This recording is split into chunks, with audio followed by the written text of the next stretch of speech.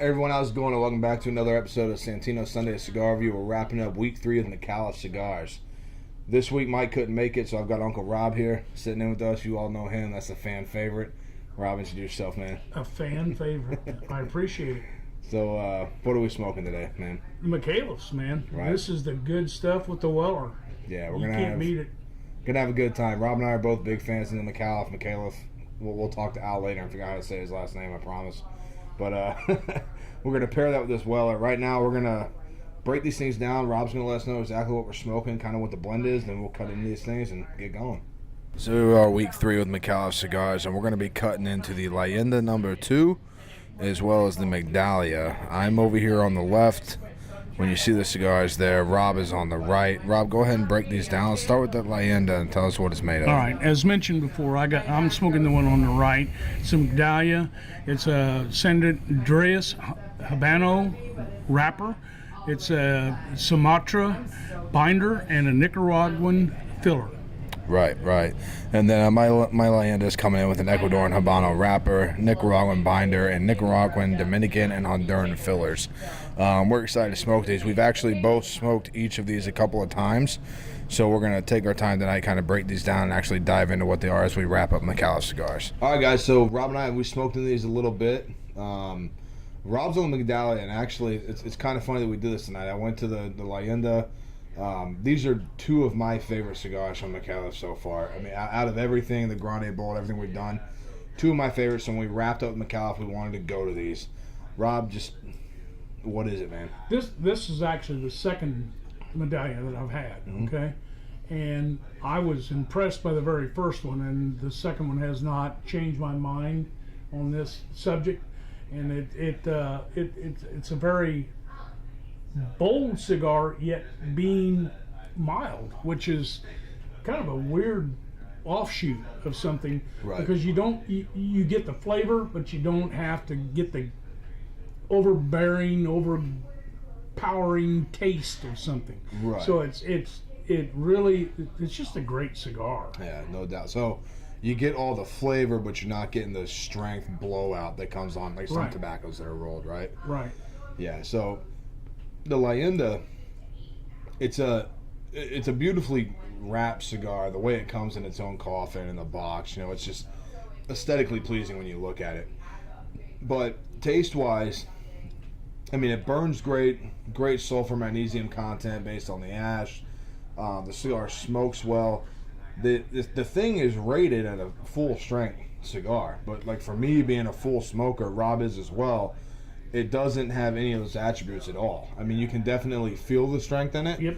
But as far as taste and development, it's not there. It's got a real, like, solid one-punch nut taste, and it's this black walnut with an oak and a cream. It doesn't ever change. That's what it is, and it's legitimately a beautiful cigar the whole way through. And this is, for me, this is more the walnut that I actually taste in this, rather than the other flavors, which is not I'm just telling you, it's not a bad thing. This is just a very smooth, delicate, yet powerful cigar. It just does what it does and says, get after it. Right. So what I want to ask you, I'm in complete agreement with you on the cigars, right? So like we talked kind of about those notes, this Weller 107 that we're drinking, right? This Antique 107 here at Santino's. We did a signature barrel select last year. This is the Antique 107 non-chill filter that can only be picked up right here in Missouri. I'm sure barrels went other places in the country, but as far as Missouri, this is where it's at. Now, we both enjoy the Weller, so let's take a drink of that and let me know kind of the immediate smoke response that you get off of that Weller. All right, now this is my very first sip of Weller. Cheers.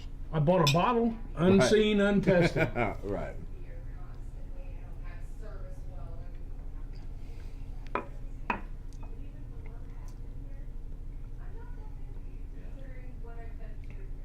Wow.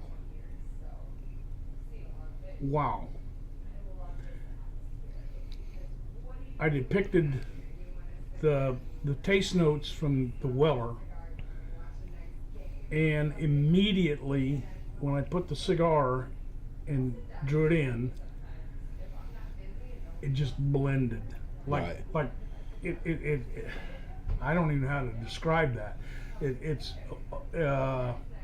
Man, if you ever had a Big Mac and a shake, that's what it did. That perfect meld, right? It just did it.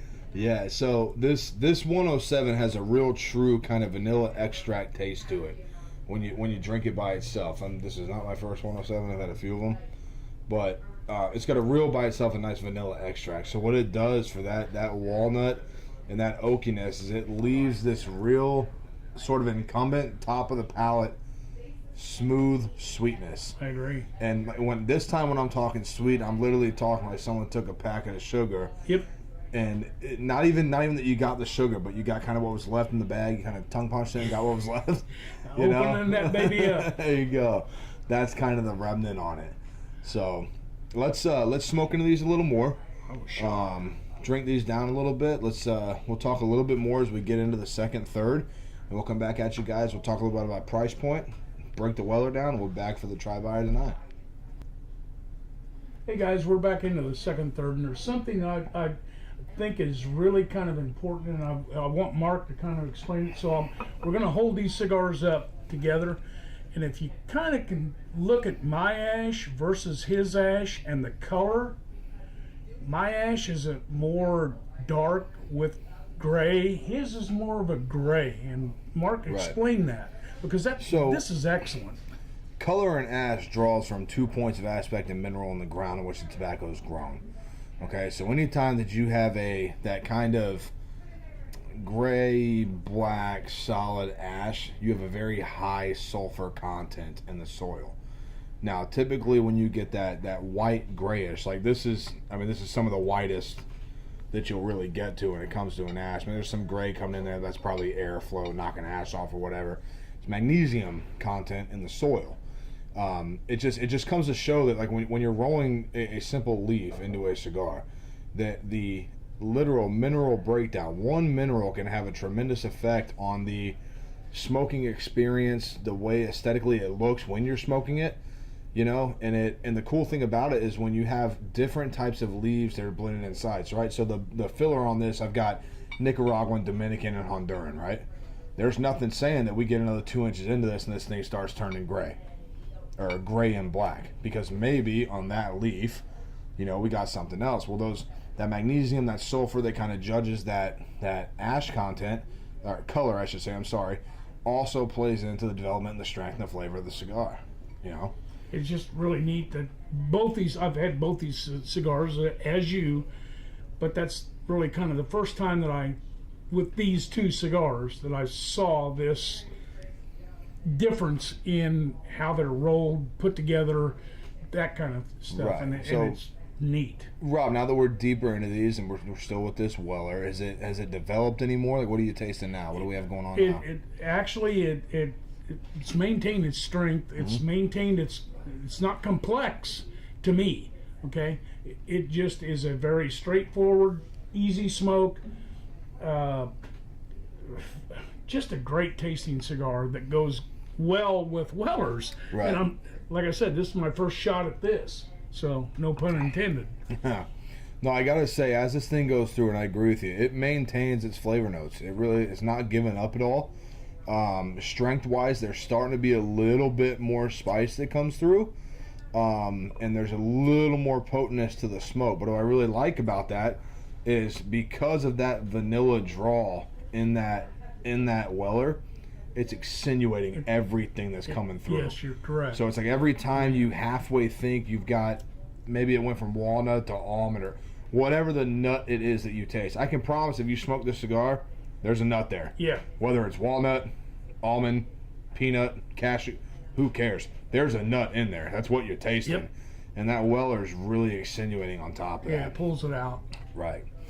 So I have no complaints about the cigar at all.